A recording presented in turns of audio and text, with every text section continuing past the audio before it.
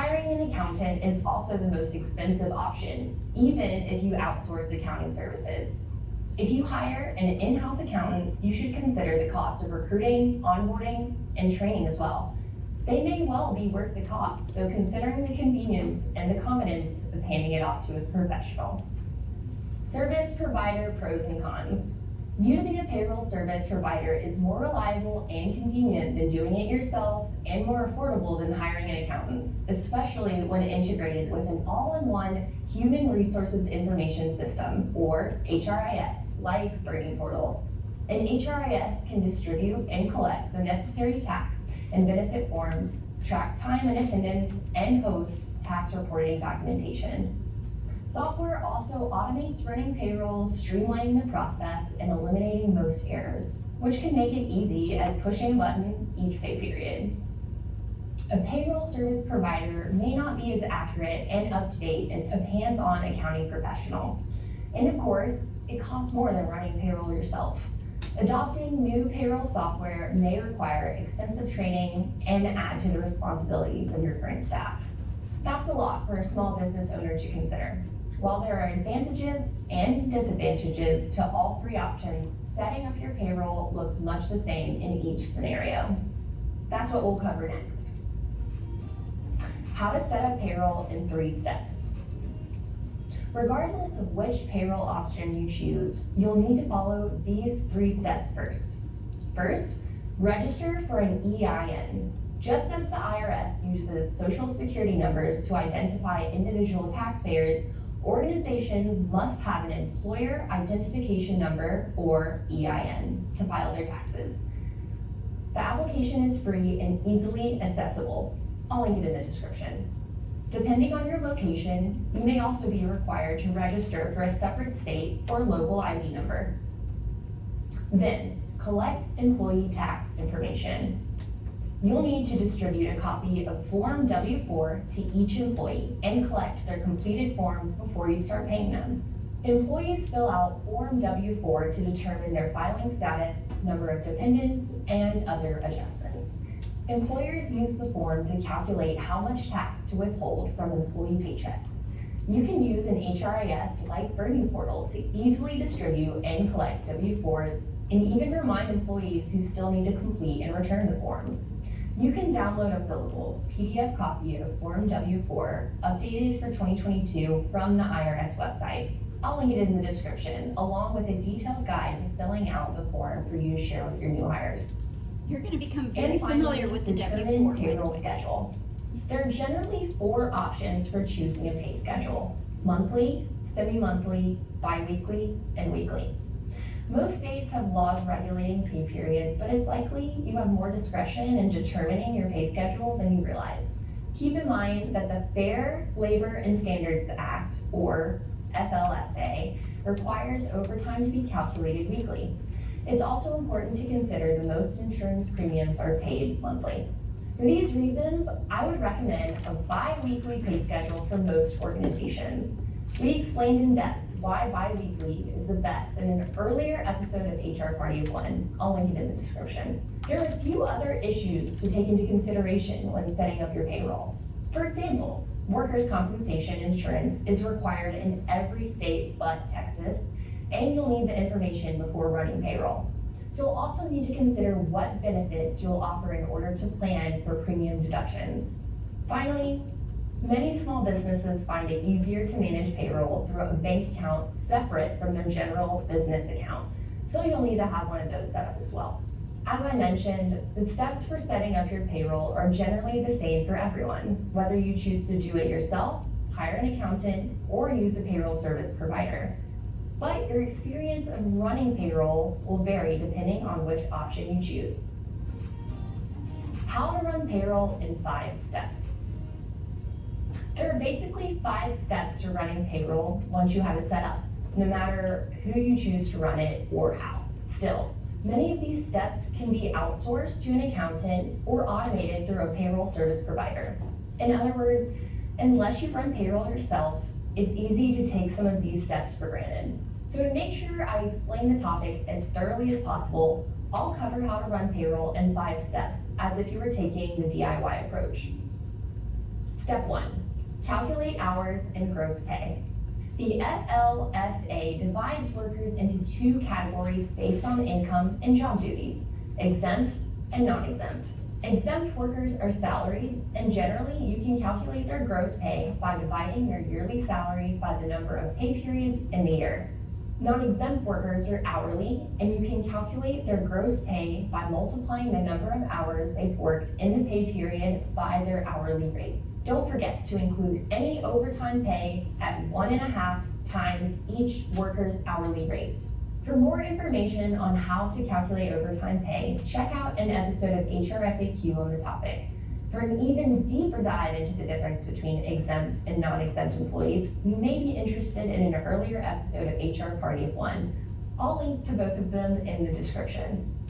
You can track workers' hours through punch clocks, paper timesheets, or a spreadsheet, but an HRIS like Bernie portal can make time and attendance tracking much more accurate and convenient. It can even factor in paid and unpaid time off. You'll also need to calculate stipends, bonuses, and tips for gross pay. Step 2, deduct benefits and withhold taxes. This is where the real challenge of running payroll comes into play. While the terms are often used interchangeably, deductions and withholdings are not the same thing. Taxes are withheld and benefits are deducted. More specifically, you should first subtract the total amount of health plan and life insurance premiums, HSA and 401k contributions, and other pre-tax deductions. Then, calculate how much federal income tax, Social Security tax, and Medicare tax to withhold from each employee's paycheck based on how they've completed their W-4. State and local income taxes may also apply. To be clear, these taxes only apply to the amount of gross pay minus pre-tax deductions. The IRS website has a tax withholding estimator that can help you with these calculations. Finally, subtract the total amount of all post-tax deductions, such as Roth IRA contributions, disability insurance premiums, and union dues. Court-ordered wage garnishments for child support, outstanding tax obligations, and debt repayments are also subtracted after taxes. An accountant or payroll service provider can significantly reduce errors and hassle for this crucial step. Step 3, pay employees. Once you've deducted benefits and withheld taxes from gross pay, you're left with an employee's net pay, also known as take-home money. While smaller businesses may prefer to hand out cash or cut paper checks, most find direct deposit more convenient and cost-effective as their organization grows and offer employees an option. Either way, most states require employers to provide employees with documentation, called a pay stub, detailing how their net pay was calculated, including hours, pay rate, deductions, and withholdings. Step 4, pay and file taxes. Of course, you still have to pay all those taxes you withheld from workers' paychecks. Employers must deposit payroll taxes on a monthly or semi-weekly basis. I'll link to the IRS website in the description to help you determine which deposit schedule your business is required to follow. In addition to payroll tax deposits, employers use Form 941 to pay for their share of federal taxes and to report the amount of taxes they withheld from workers' wages. Form 941 must be filed on a quarterly basis. You can download a fillable PDF copy of Form 941 from the IRS website. I'll link to it in the description along with a guide to filling out the form. You are also required to pay unemployment taxes, which may not be withheld from the employee's paychecks. To comply with the Federal Unemployment Tax Act, or FUTA, employers must file Form 940 annually. You can also download a fillable PDF copy of Form 940 from the IRS website. I'll link to it in the description along with a guide to filling out the form. Finally, employers must prepare, furnish, and file Form W-2 for each employee each year. Employees need the W-2 wage and tax statement in order to file their own individual tax returns. Again, you can also download a fillable PDF copy of Form W-4 from the IRS website, which I'll link in the description along with a guide on how to fill it out. As with calculating withholding taxes, an accountant or payroll service provider can significantly reduce errors and hassle for this crucial step. Non-compliance can be costly. And finally, step 5, maintain and retain records. Federal law requires employers to maintain accurate and organized payroll records. For tax purposes, you must retain records for at least 4 years. According to the IRS, these records should contain the following information: your employer identification number, amounts and dates of all wage annuity and pension payments, amounts of tips reported, the fair market value of in-kind wages pay, names, addresses, social security numbers, and occupations of employees and recipients. Any employee copies of Form W-2 that were returned to you as undeliverable. Dates of employment. Periods for which employees and recipients were paid while absent due to sickness or injury, and the amount and weekly rate of payments you or third-party payers made to them. Copies of employees and recipients' income tax withholding certificates such as Forms W-4, W-4P, W-4S, and W-4V. Dates and amounts of tax deposits you made. Copies of returns filed. Records of allocated tips and records of fringe benefits provided, including substantiation. The Department of Labor also requires employers to keep wage records such as time cards, wage rate tables, job evaluations, collective bargaining agreements, work schedules, and records of wage changes for 2 years.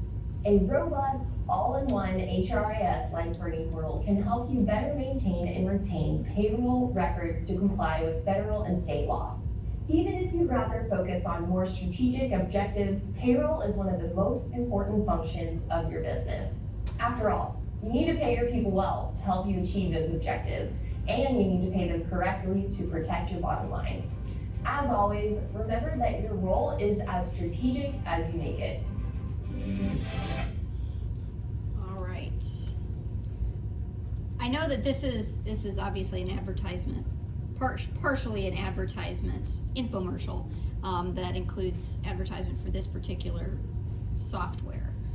However, the reason I like to show this video is because it is essentially a rundown of everything that we're going to learn in this class. She told you everything that needed to be done, but she didn't tell you how to do it. We're going to learn how to do it all. And we're going to start, so each of the points that she went through as well very closely follow the chapters that we are going to study. You already were familiar with, she talked about the FLSA. That should have kind of clued you in there, rang a bell, because we've already talked a little bit about that. We are going to talk more about it in chapter 2 when we do those calculations. She talked about the deductions and income tax withholding. We're going to do that in chapter 3.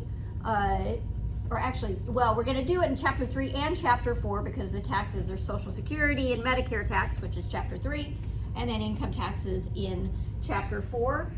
We kind of covered other deductions in both of those chapters, and then she talked about unemployment tax as well at FUTA, which is our chapter 5. We're actually going to start out here in our PowerPoints talking about her 5th point, which was on employee record retention. One of the requirements of the FLSA, remember, it provides, it mandates overtime pay, and it mandates child labor laws as well as minimum wage laws. The 4th requirement of the FLSA is record keeping requirements, and that's a lot of what she was talking about here. We're going to cover 2 records today that cover a lot of those requirements for the FLSA record keeping requirements, the employee earnings record and the payroll register. We're going to get started on those. Any questions on that? That was a good overview. Hopefully as we go through the semester, you can kind of recall some of the points that were made in that video and the different things that she discussed. You do have access to this. You can watch these videos again if you want to do that. I encourage you to do so if you're interested in doing that. So let's finish off with our PowerPoints here. Sorry, let me.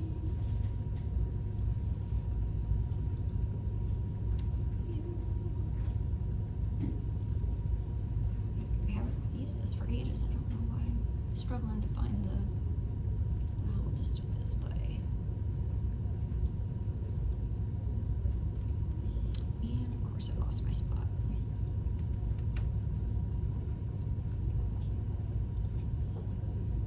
All right, so payroll accounting system. Everything that is contained on these records that we're going to talk about, we are going to study the calculations behind them in the coming chapters. So we've got two records, basic records that are inherent in the payroll accounting system. These records are used to complete the record keeping requirements that the IRS and other agencies mandate. They're also used to consolidate payroll information. So we've got two of those. One of them is the payroll register. I don't know which one they do first, but I'm just going to write them up here. Payroll register.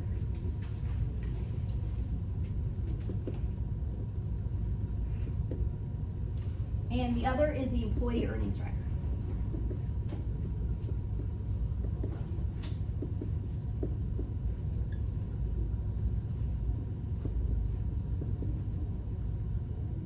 It's very easy to confuse these two, but I'm going to give you a little trick on how to keep them separate. But first I want to show you what goes into each of these records. All right, so the payroll register, this compiles data per payroll period. So this is going to contain information on all of the employees that were paid during that pay period. So if you got a payroll on Friday, everybody who's paid, you can see separate, in this example, separate employee names are listed. All of them are compiled on this one register. So it helps as well in preparing some of those reports that were mentioned, that W-2 report that was mentioned, the 940, the 941. I don't expect you to know what these are at this point, just to kind of recap what was said in that video. All of those reports and other types of reports that are required by federal, state, and local laws, the information would be extracted from this report. Okay, this is the payroll register. It's used to compute gross pay, deductions, and net pay, as well for individual employees. And you can see some of the information here. So we've got employee names, the number of hours that were worked. We have it divided between regular hours and overtime hours, and you can see, so I know this is kind of small, but maybe you can see. So Sue Cadova had 40 regular hours worked. Her pay rate is $10.50 per hour.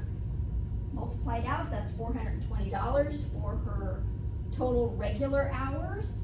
And then she worked 2 hours of overtime. You can see her total hours were 42. This keeps going.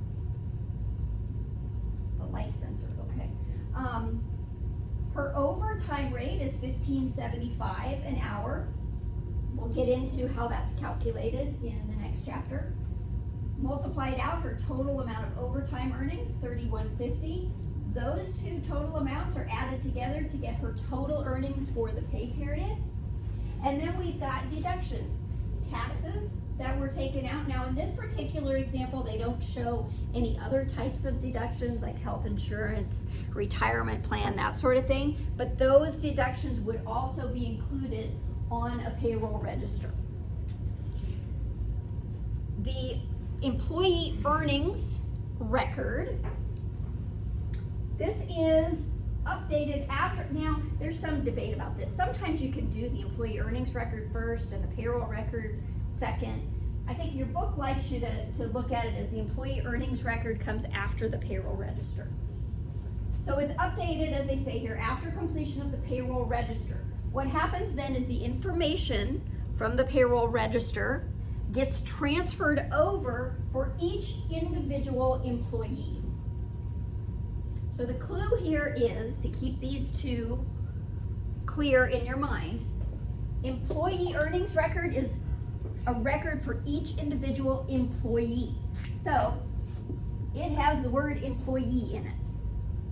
Okay, so that would be for each. So Angela would have an employee earnings record. Anthony would have an employee earnings record. But if I was paying all of you, all of the information of every student here would go on the payroll register. Okay, so the employee and again, the word payroll for the payroll register. So for each entire payroll, all of that information will go on the payroll register, employee earnings record here. The employee earnings record, again, this is for individual employees. So here we've got just one employee, Cheryl Croson. We've got information here about her, where she's employed. She's employed in West Virginia, what her social security number is. Marital status, we're gonna need to know this information in order to calculate her taxes and her withholding. Where she is employed, what she does, and then information about her earnings as well. So we have separate pay periods that are listed on this report for Cheryl. This is a cumulative report, so it keeps getting added to for that calendar year. So we would have an employee earnings record for Cheryl that ran from January 1st, 2024 to December 31st, 2024, and then starting January 1st, 2025, we would start a new one for Cheryl, but it would be continuous throughout the year. Okay, so it has listed here what week she was paid, and it looks like this employer pays on a weekly basis because they're indicating the week ending, January 5th, the 12th, the 19th, how many hours she worked, again, her regular hours, and her overtime earnings. Now you'll see here, we don't actually have a rate for Cheryl. What we have here is an S, which stands for salary. Cheryl is salaried. We're gonna learn the difference between a salaried individual and an hourly individual and how they are paid. But you'll see that she also has overtime earnings. That's a little bit weird. Usually we think of people who are salaried as they don't earn overtime. However, that's not always the case. There are instances where we have salaried individuals who are entitled to overtime pay. Yeah, you're kind of the best of both worlds. You know, you got a minimum, but you don't have a maximum. And we're gonna do those calculations in the next chapter as well, okay? So then we've got our total earnings. So in this particular week, on the 12th, she worked 42 hours. She was entitled to 2 hours of overtime pay. You can see her overtime rate of $37.14. We're gonna learn how to calculate that. So if you've got a salaried individual and they normally make, in this case, $9.90.38 per hour, well, we've got to figure out if she's entitled to overtime, how are we gonna calculate that overtime rate if she's salaried? There are some different ways to do that also, and we're gonna cover those in chapter 2. So they've done the calculation here for us, $37.14, adding together then her 2 hours of overtime and her regular salary. For that pay period, she got $1,064.66, and then all of her deductions here. Again, they're not showing any other types of voluntary or involuntary deductions, but we will go through those. In this case, they're just showing the taxes, which I suppose is a type of involuntary deduction, really.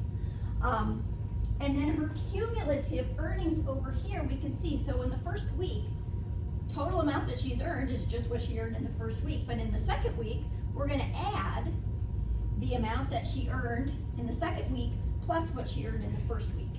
And then that's gonna be continuous throughout the year.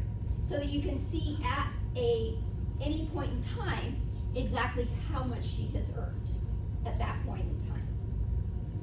Okay? Again, these reports cover a lot of those record-keeping requirements for employers. Now, it doesn't cover everything, but as far as the payroll function goes, it covers the vast majority of the requirements, record-keeping requirements, keeping these two records. So, again, employee earnings record is per employee, individual employees. It's only going to pertain to that one employee. Payroll register is going to pertain to each individual payroll for everybody. And again, now let me go back to the payroll register. You can see this is only going to pertain to one payroll. It's not cumulative. So each, whoop, that's so quiet. I didn't know that locked. I guess that makes sense. It's not cumulative, so each payroll is going to have its own payroll register. Each employee is going to have their own employee earnings record. Does that make sense? These are, and again, we're going to use these a lot in our, throughout the semester. All right. Any questions about those two records? You are going to have to keep them. There are test questions on on the difference between those two. So just to kind of introduce you to it. So the video talked about different ways that you can prepare payroll as well. You can outsource. A lot of companies do outsource payroll. They'll either hire an accountant. It doesn't have to be a CPA. There are payroll professionals that open their own payroll companies, and that's all they do is provide payroll support to individual companies. A lot of small to mid-sized businesses will do that. They may hire an accountant, a payroll professional, a CPA firm, or they may hire one of the big guys, ADP, Paychex. These are large corporations that prepare payroll for thousands of different employers. And they mentioned, and she had, in the video, she had mentioned some of the benefits, the pros and cons of doing this. They mentioned here, hire only bonded providers, so meaning that they have, if there is a mistake or if they abscond with your money, there is a bonding company that can go after them for that. These companies do not sign any of the tax returns. The employer is always still ultimately responsible for the information, even though they've hired an independent company to prepare it. The employer is always ultimately responsible for that payroll information.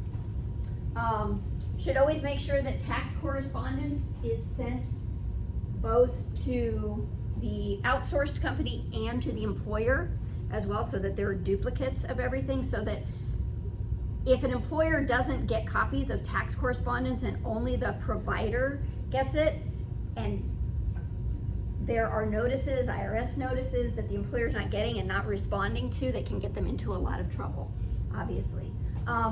And a regular IRS transcript of company accounts is always a good idea. Employers should order those just to make sure that everything in their records matches with what the IRS says is actually happening or has happened. I'm not going to do these.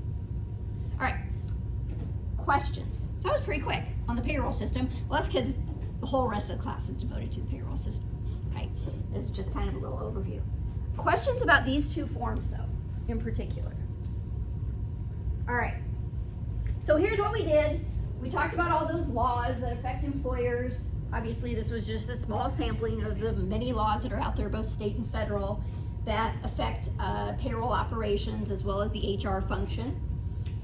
We looked at some of those record-keeping requirements. We described the employment procedures that human resources follows. We looked at some of the personnel records that are used by businesses, the type of information on each form. So things like the personnel record and and we kind of zoomed over some of those just because I figured a lot of that stuff I don't want to waste too much time on when you can read it in the book. But that, like the application for employment and that sort of thing. And then lastly, we looked at this in a payroll register and the employee earnings record. And that is chapter 1. Questions. So we got through that, yes. The dry material. All right, I try to make it as interactive as possible with the different group activities and videos and stuff so that you're not just listening to me drone on about it. All right, so, hey, only 5 minutes, that's not too bad. All right, so what I have posted up here is a practice quiz that kind of reviews, and you can do this in your groups. What I'd like you to do, let me see if I can find it.